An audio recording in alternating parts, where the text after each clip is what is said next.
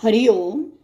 भगवद्गीता बोध योगदास श्री जयगणेश जोशी यांनी केलेले निरूपण. अध्याय 13 क्षेत्र क्षेत्रज्ञ विभाग योग. ओम श्री परमात्मने नमः. अथ त्रयोदशोऽध्यायः. जय योगेश्वर. परमात्म्याला नमस्कार. अध्याय 13 श्लोक क्रमांक 18. इति क्षेत्रं तथा ज्ञानं ज्ञेयं चोक्तं समासतः मद्भक्त एतद्विति द्विज्ञाय मद्भावा योपदद्यते.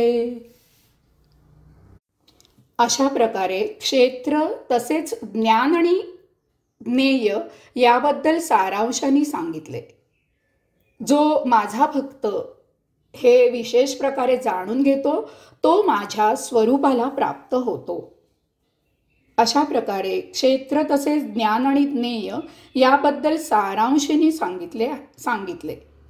श्लोक क्रमांक 3 मध्ये भगवंत श्रींनी अर्जुनाला म्हटले होते ते क्षेत्र काय आहे, त्याचे स्वरूप काय आहे, त्याच्यात बदल काय होतात, ते कोठून आले, तसेच तो कोण आहे आणि त्याचा प्रभाव काय आहे ते माझ्याकडून सारांशाने श्रवण कर. त्याप्रमाणे भगवंत श्रींनी श्लोक क्रमांक 5 मध्ये आणि श्लोक क्रमांक 6 मध्ये क्षेत्र म्हणजे काय ते सांगितले. श्लोक क्रमांक 7 मध्ये ते श्लोक क्रमांक 11 मध्ये ज्ञान म्हणजे काय ते सांगितले. क्षेत्र आणि क्षेत्रज्ञ याचे आकलन होण्यासाठी ज्ञान म्हणजे काय हे समजणे आवश्यक होते. श्लोक क्रमांक 12 ते श्लोक क्रमांक 17 मध्ये ज्ञेय म्हणजे आत्मब्रह्म म्हणजे क्षेत्रज्ञ म्हणजे काय ते सांगितले. मूलतः हा विषय फार मोठा आहे. श्लोक क्रमांक 4 मध्ये भगवंत श्री म्हणतात ऋषींनी अगदी सविस्तरपणे सांगितलेले आहे. वेदांमध्ये ऋचांमधून विविध प्रकारे विश्लेषण केले गेले आहे. ब्रह्मसूत्रामध्ये युक्ती आणि हेतुपूर्ण असे त्यातील तथ्यांशासह सांगितले गेले आहे. त्यामुळे येथे गीतेच्या विषयाला अनुसरून आवश्यक तेवढेच हे सारांशाने संक्षेपाने सांगितले आहे.